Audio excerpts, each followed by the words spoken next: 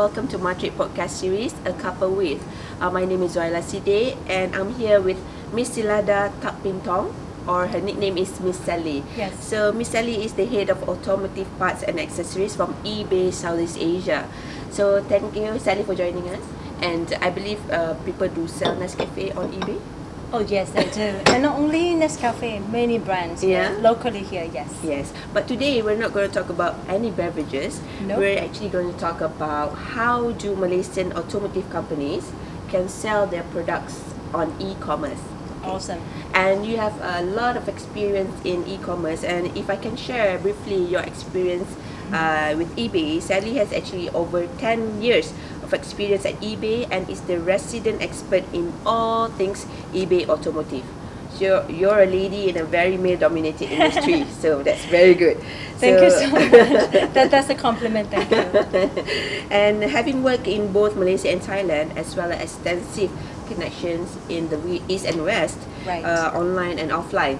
Yeah, So, that sounds complicated, yes, right? online and offline, which is good. Right. You can put things together, and you also have a deep knowledge in expertise required to take automotive businesses to the next level globally. It's my mission, and actually the mission is similar to our company's mission. Okay, that's great. That's a very good aspiration and something that Malaysian companies are going forward to. And without further ado, Sally, before we start with the heavy questions, Sure. can you just share with us how much has e-commerce changed since the day eBay started? I believe eBay was introduced in 1995. Oh yeah, around that time. Yeah. Well, actually it was coming from the rise of internet. Okay. So if you don't mind, Yeah. then I'll tell just a little bit of story. You know, it's more like a fun story to listen. Yeah. So back in 1990s, right, where we first introduced discover internet.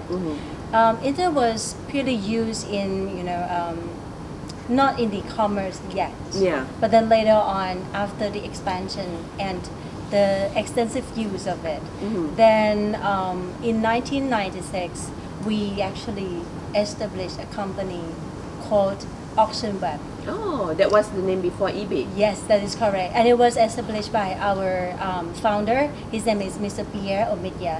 He was a programmer. Okay. And then at that time, the purpose of creating this platform is just to find a genuine place that allows people to connect. Yeah. Yeah. So I remember those days when you have chat rooms and whatnot. That was the year actually eBay Very. started, no? Yeah. Quite an amazing, yes. Yeah, quite but at the amazing, time yes. people don't realize that they didn't realize that you can actually use the chat room platforms to do businesses. Correct, Yeah. correct. And I think during that time, eBay was known as a place or a marketplace for auction. So whatever you have, Yeah. you used it, but you no longer want it, you auction it to other people who really loved it. But then later on, like let's say 20 years later, Yeah. things change. We also evolve ourselves to become a marketplace for all. Not only for buyers, Yeah. but for sellers. Any type of sellers, from millionaires down to individuals, or even schoolboy. Yeah. And then for the selling part, we also open options for fixed price as well. I see. And talking about the impact of e-commerce Right. among the community, so what are the things that eBay has observed, the impact of e-commerce to people in their lives? How Right. much they have impacted the society to grow? Even housewives now, they can be part of the global business. Right, Of right. course, the scale is not as big, Right. but what is your view on that? Oh, this is I'm really proud of, and I would never get bored telling this story. So when I observe it or when I see it, I can see that e-commerce is a liberal and a tool that liberalize people. Let's say in the old days when we do trade, right? Those who are a few that can get into the resource, whether it's inventory or the connections or the know-how, Yeah. they will just conquer the market. It's a market for a few. But then with e-commerce, where everything can be expanded very quickly and connected, Yeah. then the purchase power or the selling power or the trade power actually belongs to individuals. Yes. It's very liberal. Yeah. And it's really a powerful thing. Yes, Yeah? correct. Yeah. So let's talk about ASEAN. Yes. Okay. So over the years, eBay has been around. How many companies in ASEAN particularly in Malaysia, Right. they are involved in e-commerce. Well, they are. If we have to count number of Yeah. companies, then I can say millions already Yes, because there are yes, layers, yeah. right, of e-commerce. Mm-hmm. Whether you start your own trade or whether you go into the platform. Mm-hmm. So I can say the number is growing Yeah. these days. But how was the response?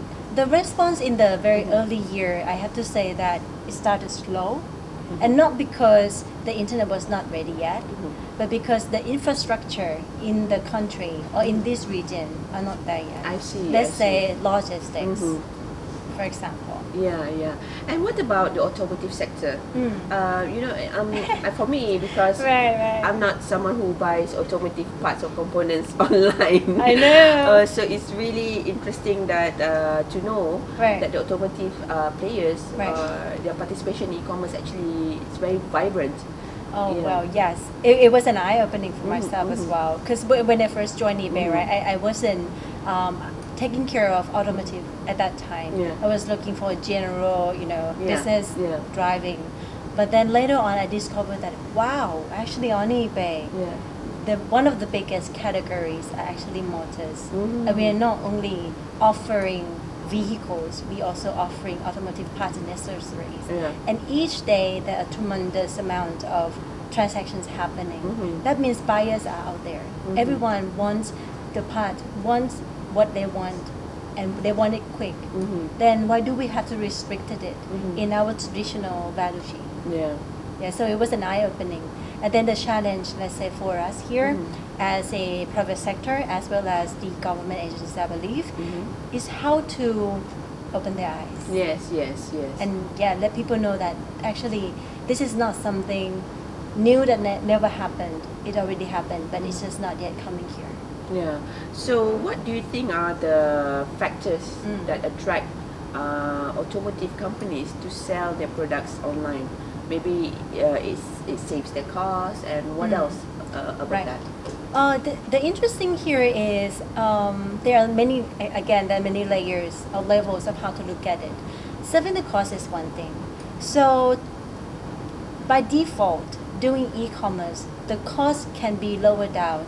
For some business industries, it can be lowered down nearly zero, right? Let's say music, for example. The more you produce, the cost is already there, right? For automotive, it is also like that. Imagine yourself travel around the world, attending trade shows, how much it costs, Yeah. what is your time? And then there are certain period of time because there's no trade show in the world that open 24/7. But then for e-commerce, it is 24/7, depending on you, and it can be exposed anywhere at any time. Yeah. And by default, the cost is very low. Yeah. Second thing here is, especially for automotive, we know by heart that not everyone owns everything. That means, let's say, there could be consumers out there having cars, very unique cars in 1970s, but none of the car makers or car companies or service centers have the parts for it anymore. Yeah, correct. What to do? This Yeah. is our choice because the resource is limited there, but then it's abundant here, especially in this region, as Thailand, Malaysia, Indonesia are the three big players of automotive parts creator or producers. Yeah. We should drive, I see. and this is a time that we should catch into the wave and ride on it. And talking about the top products, Right. automotive products being sold online, Right. can you share some example of products that are very popular for automotive? For automotive, right? Let's say the success case that we drive $1 million seller. That is actually Malaysian. Yeah. Congratulations. Oh, thank you so much. They are selling the suspension parts, Oh, the okay. chassis. Believe me, that people might think of getting accessories, but actually replacement can also sell. Yeah. It's just a matter of you select the right one, offer at the right service and right prices. Yeah. It sells. Because you're competing basically with the rest of the world. With the rest of the world, Yeah. but then again, not everyone have everything, Yeah. but we have it. Okay, so for Malaysian companies, their strength are mainly those type of products. What else are? That's a good call. So I would bring a few, just to share with you. Yeah. Number one is the air the vehicle air conditioning and heater system. Okay. Here is very hot. So we're good at that. Tropical. It's very hot, so we're very good at that. Producing aircon, and it's not only for industrialized use or even home use, vehicle as well. Right? And on the reverse basis, heater. Even though it's hot here, but actually the production knowledge and know-how are pretty much the same. Yes. This is the opposite of. The opposite of the production, correct. And it is already proven that Malaysia has exported these inventories or these products into the global market heavily. Okay. Second thing here is engine and engine components. Engine component. Okay. For normal car, whether it's trucks, passenger cars, or commercial cars. As well as all those performance engine, like all those races. Oh, we love it to the heart. Right. And number 3 is our exterior and interior inventory. Whether it's going to be the lighting, the bumping, or even inside the car, like the steering wheels, the panels, or even the aircon vent as well. I see. So I believe that eBay has a program called Automotive Global. Oh, yes. So we've been collaborating a lot, MATRADE and eBay together. We've done a lot of activities. Right. So can you share with our audience out there what Automotive Global is all about? All right. Automotive Global is actually a trademark, from eBay Southeast Asia. It's a program that helps sellers or help people who own the inventory to start the business properly on eBay. Because we know that, by setting up this, it is not easy. Sometimes we'll feel demotivated. Sometimes they don't have know-how. But then we would like to get rid of those obstacles and fasten, accelerate their growth and their journey. So we offer a course of 5 months, both online and offline, where people can access anywhere, anytime, step by step, to establish from selecting the products down to pricing, down to selecting the logistics and manage the customer's behavior. Of course there are a lot of processes involved, but for any businesses, of course, there are things that you have to do. It's not going to be easy, but anything that is very good, it comes with some risks and some works, but you must know how to manage it. That's where you come into the picture to teach people and guide them how to manage all this. For Automotive Global, we are acting more like a consult. Rather than offering a free course where we have no interaction at all. This is not us. For us, we are driven by people's success. So we need to make sure that along the way we have evaluations and we tailored our business consult to suit the business needs. I see. I cannot say that Automotive Global offer the same solution to enterprise level. The similar solution of enterprise level can be given to individual. It is not going to work. And of course you're working with our program called eTrade. Oh yes, of course. So can maybe you share with the audience how the synergy is like through eTrade and eBay. For eTrade is we have been working very closely. This is because we see the importance of the collaboration. We know that in order to win in the market, not everybody can own every single can own the whole piece of the market share. We need to find our own uniqueness, and then for the uniqueness, we need to make sure that it is a real content. So for eTrade program, they offer what it called the service support to make sure that everybody that enter the program have Malaysian content, 60% as a minimum base. So that for eBay, we know that this is a pure and genuine talent of Malaysia. We heavily promote it. We bring it, we expose it to the global recognition. Interesting. And coming back to the challenges for SMEs when they want to do business online, what kind of government support that you think is very important for them? There's one thing that me personally, and I believe that eBay as a whole really values the government support, is the efforts to educate people, collect and educate, and making sure that it is ongoing and consistent. in addition to this, what the government can do further, in our opinion, is that the government can be proactive in protecting. Because these days, everyone has new technologies, has derived with new ideas. But then how to protect the ideas when it is exposed to global market? And we cannot say that if we don't want to do this, then it is on the different side of e-commerce, because e-commerce is the exposure. Right? So to protect our rights or intellectual properties or talents or patents, this is the key thing that I believe that the government agencies can support the business here. And we take note of that. And of course, but one thing that we also notice, a lot of SMEs, they're very fearful to go into e-commerce. You even have issues like generational issues.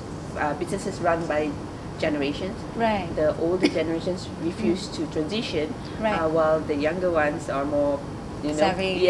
So how what can you share in terms of managing the fears among SMEs? I am not the person, or we are not the person who judge. There's no right or wrong. And this is actually a very normal business cycles, right, from generations to generations. The fear, what we can do is we brought out a more breakdown solution, step by step, to make it easier for people to step rather than leap. If anyone can leap, that's great. But if you cannot leap, then walk.